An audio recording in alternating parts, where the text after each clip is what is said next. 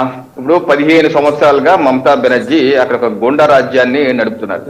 Literal గా ఒక గూండా రాజ్యం చెప్పక తప్పదు. ఎందుకంటే ఏ రకమైన హింస నాకు తెలిసి దేశంలో ఏ రాష్ట్రంలో లేనటువంటి హింస అక్కడ మనం చూస్తున్నాం.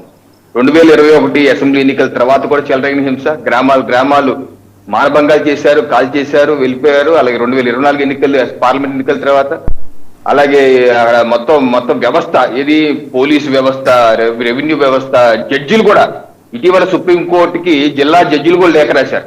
మమ్మల్ని ఏమో మీరు అన్ని ఓటర్ లిస్టులు అది జడ్జిమెంట్ అన్ని చూడమని మాకు చెప్తున్నారు, మా ప్రాణాలకు మాకు భయంగా ఉందని చెప్పి లేఖ రాశారు.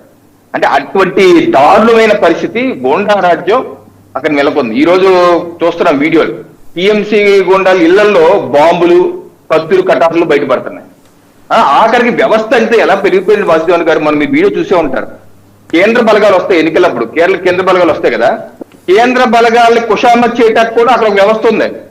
ఆ కుషామత్ చేసే క్లబ్లు, క్యారం బోర్డులు, పార్టీల్లో సిఏపిఎఫ్ అధికారులు కూడా పాల్గొన్నారు. ఆ వీడియో బయటకు వచ్చింది. దాని వాళ్ళు 10 మంది ఎలక్షన్ కమిషన్ సస్పెండ్ చేసింది. దానిలో కమాండర్ కూడా ఉన్నాడు. అంటే చూడండి, మనం ఊహించాం కేంద్ర బలగాలను చేసి వాళ్ళు ఆ దుప్పట్లో పెట్టి ఆ బూత్ మేనేజ్ చేయాలి, ఆ బూత్ రిగ్గింగ్ చేయాలి, ఎవరిని ఓటు వేయనివ్వరు, వాళ్ళు కొన్నాళ్ళు ఓట్లు వేసుకుంటారు. పైపెచ్చు వాళ్ళంటే ఈవీఎం మీద టీఎంసీ గుర్తు ఉన్న చోట బట్ట నొక్కుతారు కదా, అక్కడ అర్థం పోస్తారట. దానికి గుద్దినప్పుడు చేతి కట్టుకోవడం కదా, బయటకు వచ్చినప్పుడు చేతి స్మెల్ చూస్తారట, అప్పుడు తెలిసిపోతారు టీఎంసీ ఓటేసారులే. అలాంటివి ఉన్నాయి. అలాగే ఇప్పుడు మనం జనరల్ గా ఇంటికి వెళ్ళి నమస్కారం పెట్టి ఓటేని అడుగుతాం, అక్కడ అలా కాదు. ఈ రోజుకి కూడా దౌర్జన్యం చేస్తున్నారు, మా ఓటైపోయిపోతే మీరు ఇప్పుడు చంపేస్తామని చెప్పేసి.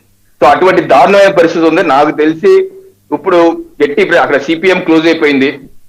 కాంగ్రెస్ కూడా మనం అనౌన్స్ చేసింది 294 సీట్స్ పోటీ చేస్తా ఉన్నారు. రాహుల్ గాంధీ గారు ఒక్కరోజు అక్కడికి వెళ్ళరు, అక్కడ కూడా క్లోజ్. మొన్న 0 వస్తే ఇప్పుడు కూడా 0 వస్తాయి.